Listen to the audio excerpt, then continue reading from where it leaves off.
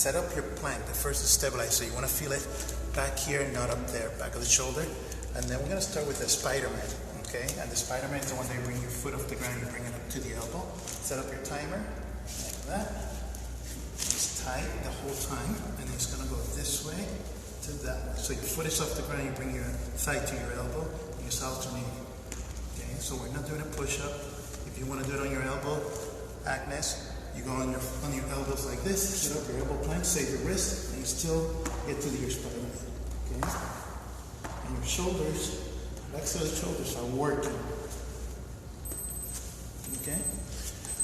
Now, on the same concept, still there on your form, then you're going to work on your push-ups. So now, you just want to work through the chest, not the shoulder, neck. Okay? So keep it tight.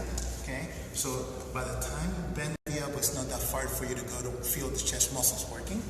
So set the timer like that, and then bend the elbows and then up. And notice the nose is ahead of the fingers. It's not in line with the fingers. It's not behind it. That's when you feel the upper shoulder and it's in front of the fingers. And you don't see me going all the way down because I already feel the chest muscles working. Okay? And you can do it on your knees. Okay? And again, nose in front of the fingers. Okay, and there's the timer again. So like always, we run through it 2 sets, so we run it twice. And today I used the super heavy, okay?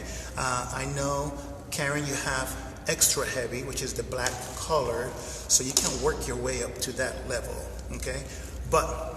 So we work on stability and strength from the bottom up, from the ankle all the way up to the shoulder, okay?